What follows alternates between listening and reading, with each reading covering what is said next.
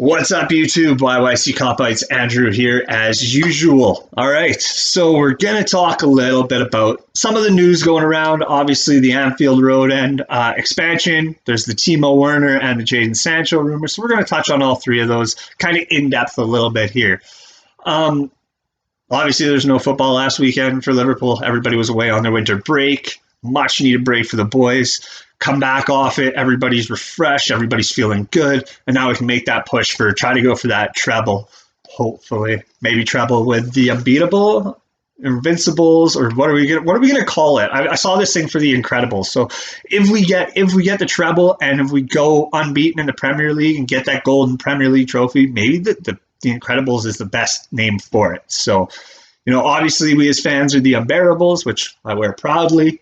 I think even my football manager team is called the Unbearables. So yeah. As I said, so just getting into the Anfield Road expansion here. So just a couple of things. £60 million is what this expansion is looking at costing. One of the just to kind of show where the club is at right now. When we did the main stand expansion, we actually took a loan for £110 million to do that expansion. This £60 million expansion is actually coming out of the club. So there's no loan. This is just straight profits, or however you want to look at it, the money's coming from the club, which that shows you where this club has gone under FSG. And a quick blurb about them. I know at the beginning there was a lot of this FSG out and everybody was a little bit concerned over another set of American owners. What they have done with this club is absolutely phenomenal. First of all, going out and getting Jurgen Klopp, but the investment, this new development at Kirby, having the main team and the academy in the first team and the academy under the same roof. It's a state-of-the-art facility. It's going to be great. Melwood, who knows what they're doing with that when it's over and done with. It's a staple within the side, but everybody's got to grow. We've got to expand. We've got to keep up with the times, and this was the way to do it. So, we're talking about a £60 million expansion on the stadium done by 2022-23 season. That's what the main stand, the Kirby, and now the Anfield Road end expansion, all within their tenure here. I don't think we could ask for any more from owners now, and plus the investment into the players. Like, you look, we went out, we signed Van Dijk, we signed Allison, we signed Naby Keita. We went out, we broke transfer records for the club to bring in the right players, and it's paying dividends. So anyway, see, I told you my mind wanders. So back to the Anfield Road expansion here. So yeah, £60 million. It's going to add a grand total of around 8,000 seats. So the information that I was able to get was there's going to be 5,200 general admission ticket increase, which is absolutely phenomenal. We're going to allow 5,200 more fans to go to that game in that end, and that's just general admission. 1,800 tickets for hospitality. So, again, being able to bring in some more revenue to the club, and that those the match day revenue is going to go up. So, bringing that overall capacity at Anfield now to about 61,000. So, it's going to put us up in that upper echelon of stadiums across Europe. So, maybe that's going to be able to bring the Champions League there. You never know. Like a Champions League final, there's a lot of stuff that can be done with this. Just like they did with the main stand, the stand is going to stay open throughout the duration of completion, or the duration of construction. So that's an awesome thing again, too. It's not going to put any hurt into the club. They did this with the main stand. They're going to do it again with the Anfield Road end. It does look stunning. There's a lot of photos out there right now, and one of the big problems they had with their initial idea is they were going to get rid of Anfield Road or section of Anfield Road. And there was a lot of concern from the locals about on non-match days being the traffic congestion and problems it's going to cause. So the newest design does show there's a road there now that will only be closed for match days just for fan safety, which I think is a great idea. So it looks like it's going forward. It looks like the project's been greenlit. They're holding a couple of different things throughout the city, just voicing more concerns from residents. But I don't see this project not going through. One of the big things is they are going to ask for the first 3 Premier League games of every season to be played away for the 2 seasons or 2 seasons it's going to take to get this built. I don't see that being a problem. 3 away games, maybe followed by 2 at home, 1 away, and then another 2 at home. It's not a bad thing to do, especially, our away form is nothing to really be scared of right now anyway. So yeah, that's great. If anybody else has heard anything or seen anything, please just send it over to me. Put it in the comments. I'd love to see it. I really like the look of the expansion, and I'd like to get your guys' thoughts on it as well. Now, on to some of the stuff that's in the news, and it's come out over the past couple of days over transfers. Now, obviously, with no Liverpool playing last weekend, there's been a lot of transfer rumors. There's 2 that I want. Well, we'll touch on 3. We're going to touch on Timo Werner. We're going to touch on Jadon Sancho. And we're going to lightly touch on Kylian Mbappe. The Timo Werner, this just came out that Bild, the German publication, which is actually pretty reliable, has stated that Liverpool have contacted Leipzig over Timo Werner. And I don't see why not. This, for me, seems like it's a done deal. He just fits the mold. And at a 50 million, well, I think it's 60 million euro release clause, he's a consistent 20 goal scorer. I think there's only 1 season where he hasn't got 20 goals across all competitions. I don't see why we wouldn't be going in for this guy. So far this season it's 25 goals in 30 games in all competitions. But one of the interesting things that I read here was from another, again, Bild back in December, had a conversation with Timo Werner where he stated kind of the change to his role this season, where he's playing slightly more of a 10. And I find this interesting because one of the things that's been talked about is, where is Timo Werner going to fit in our squad, our match day squad, our first 11? Because that's obviously where he's looking at playing. I don't think he'd be too happy with spending a lot of his time on the bench. It is going to give us some more rotation, but I think he's 23 years old, so he is a player going forward in the future. And I just see this being a very, very good deal for both sides, for the player as well for Liverpool. So with that possibility of him playing at 10, it kind of brings a couple of things into play. Personally, I don't see him playing as a 10. I know he kind of started his career as a winger. I really see Roberto Firmino being the one to drop back into that 10 role. He does spend a lot of his time playing back there and picking up the ball deep and running forward and drawing players away. Well, the thing is, Timo Werner does that as a 9, but as a winger, he was very good with that as well. He's coming back. He's very good at coming back with his defensive abilities, or capability at least, of getting back, causing some disruption and doing all that. So personally, if he were to come into the squad, I really see our lineup being more of a Mo Salah playing up top, kind of in that striker role, and as going to that 4-2-3-1 that Klopp has tried to play throughout the years or throughout his tenure here at Liverpool. So I think we're more to see a Mane, Firmino, Werner with Salah kind of playing up top and not really relying on him as much to get back, and maybe adding a little more to that long ball output and keeping those center backs occupied as a striker. He's still going to come back, obviously, but it's one of those things where I think it kind of fits the team very well. And then again, obviously, we're playing a 4-3-3. This gives us a possibility for rotation. So I do think this is already a done deal, to be honest with you. I think we will see Timo Werner in a Liverpool shirt for the start of next season. So quite exciting there.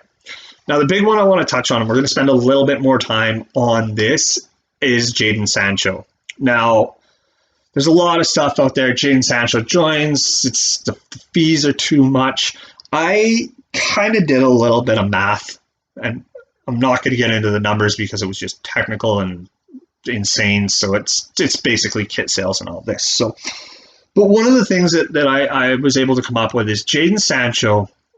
There's reports out there that Liverpool don't want to pay more than 60 million euro for him. There's states that Borussia Dortmund wants 120. I personally could see 100 million being that sweet spot. I think 100 million for the player is an absolute sweet spot. And there are reasons for that. Sounds like a lot of money. It's definitely going to shatter our transfer record, which was, obviously Virgil van Dijk at 75 million. But here's my reasoning behind this. So Jadon Sancho is a Nike athlete. Jadon Sancho is also what looks to be a generational talent. He's going to be that England world known name, kind of like David Beckham was back in the day. The one thing that Nike doesn't have is an English generational talent on their books, where his name has really been out there as much as Borussia Dortmund is a big club. On a worldwide fan basis, it doesn't really have the same amount as like a Real Madrid, a Barcelona, Manchester United, Juventus, Liverpool, that really big name. Getting him into a place like Liverpool would really up that brand. It would really increase that Jadon Sancho brand. And with doing so, the kit sales, so at 100 million euro, the kit sales, it would take about 3 years to regain that. And that's at a very conservative kit sale rate for Jadon Sancho. I looked at kind of the Mbappe, obviously Messi, Ronaldo, it's just a whole other world, Neymar, whole other world of jersey sales. But he's in that Mbappe, that maybe, that kind of player. He's right up there with that, maybe the Mo Salah kind of kit sales. So with this Nike deal, in 3 years, we would recoup that 100 million euro. So in 3 years, Jadon Sancho's 23. So we sign him to like a 3, maybe 4 year deal to start. That last year is pure revenue off of this 10-year Nike kit deal.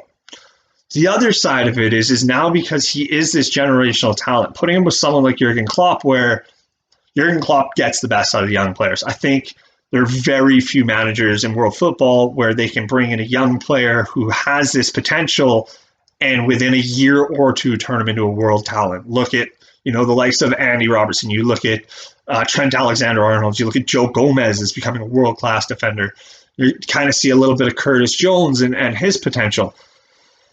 The other thing with this Jadon Sancho deal is that this now will allow Nike to really brand up Sancho if Jurgen Klopp can pull that off and make him, and if Sancho can do that, which he has the potential to do, is get him into those Ballon d'Or conversations, which I think within the next 5 years, he's going to be up there. He will be one of those players that will have that Ballon d'Or conversation.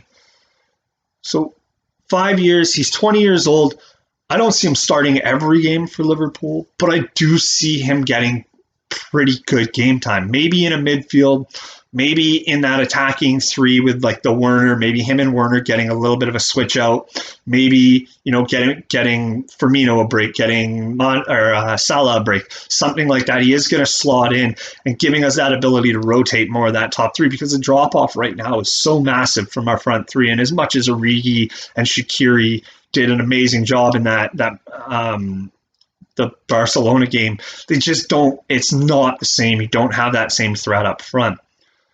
Lastly, and a lot of fans are talking about this, and it was kind of the Mbappe conversation, but Mo Salah is 27 years old. His pace is going to drop in the next 2 years. We're not going to get 5 years out of him. 32, he's not going to be the same player anymore. So we need to have someone in place to take that mantle, and I think that would be the ultimate to signing a Jadon Sancho and having him there, is that now you get a couple of years of him, playing, getting, more increasing game time, which is going to kind of give Salah a little bit more longevity. But when Salah's career is kind of on its downward turn, he's still putting up the numbers. It's a way to look at maybe offloading Salah and then promoting Sancho into there. And now, maybe 3 years, 2-3 years, 4 years maximum, you have a 24-year-old who is going to be just coming into the prime years of his career, who's there, played in the system, and ready to go. So as much as that fee seems like a large chunk of money, the upside to it is just insane. And I think even though it is 100 million, I think he fits right into that FSG mold of these young players with the potential just to become absolute world beaters, and having them in there and getting them in and continuing with this club for years to come. The other side of it is you look at the teams across England and around the world where there are the potential for the starters for England going forward. And I know it sounds, we're Scouse, not English, but the England internationals that are in our squad that are going to be there for a long time. You've got obviously Jordan Henderson, who's most likely going to be captaining at the Euro this year. You've got Alex Oxlade-Chamberlain. It's kind of a mainstay. It will be a mainstay in that team. You've got Trent Alexander-Arnold, pretty much just like there. There's no questions. Obviously, there's a lot of talk about Trippier. There's a lot of talk about Kyle Walker and all of that. Reece James coming up as well. I don't think anybody's pushing Trent Alexander-Arnold out of that right back spot. So, and Joe Gomez. Joe Gomez is another one where he's almost a must start for England now. So there's 4 players right there that are all playing in the same starting 11. You throw in Jadon Sancho, that's almost half. That's half of that starting 11. Because just take the outfield players, forget about the keeper. That's half of that starting 11 that play together week in, week out. It just all makes sense. A lot of this Nike, because of this Nike deal, because of the squad that we have, because of the potential of this Liverpool squad, this Sancho deal makes sense. And I know a lot of people are going to say it's the fee and we're never going to do it. I think we might be surprised. Personally, I see Jadon Sancho and Timo Werner being the 2 players that Liverpool bring in next year. We're going to be losing Lallana. It looks like there's a pretty good possibility that, the likes of Shaqiri are going to go. There's a possibility that Origi might go. So we're going to have to replenish. We're not going to replenish with anything less than world-class players. That's just the way it is. So Werner and Sancho come in, even at that 120, 130 million that Borussia Dortmund's looking at, the 2 players would cost under 200 million euro. And a lot of people are talking about Kylian Mbappe. So I'll say it right now. I think Jadon Sancho will be a Liverpool player next season. It all makes sense. Every bit of it, from the business standpoint to the player to the longevity to the future of the club, everything lines up. Tell me what you think. If you think I'm off my rocker and you think I'm completely lost with this, then please put it in the comments. Let me know. Last thing I'm going to touch on here is Kylian Mbappe. And, I think this is just smoke and mirrors and all kinds. There is absolutely no way. When you can get Timo Werner and Jadon Sancho for the same price or less really than what you're going to get Kylian Mbappe, and their weekly wages are going to be around the same for the 2 players, you're looking at a potential of 40 goals between the 2 players. Sorry, Kylian Mbappe is a hell of a footballer, but that's 40 goals, maybe a season, maybe. We don't know. We have no idea. He's never the French league, coming from the French league into the Premier League is just, you're in 2 different worlds. The intensity, the physicality. Mbappe's never really had to deal with that, so it's a big risk. The Bundesliga is very much a physical game. It's the closest thing to the Premier League, so that's there. The other side of it is I think that superstar status, being bought as a superstar, you come in with a chip on your shoulder, and I just don't think that fits that Liverpool dynamic. I just don't see it being a fit for the club, the player. It's just not there. He's going to expect to start every game. He doesn't want to be taken off the field. He's not going to be interested in the rotation. I just don't see it happening. So that's all I've really got to say on Mbappe. If you think any different, put it in the comments below. I don't think you're going to change my mind. It's an amazing time to be a Liverpool fan right now. And the more that we get to watch this team play, the better. So up next, we got Norwich. I will do a preview to that game. If you like the video, guys, please hit that like button, hit that subscribe button, turn the notification bell on. I'm going to try to do a lot more of these. But going forward, you'll never walk alone. Up the Reds, and we'll talk to you soon.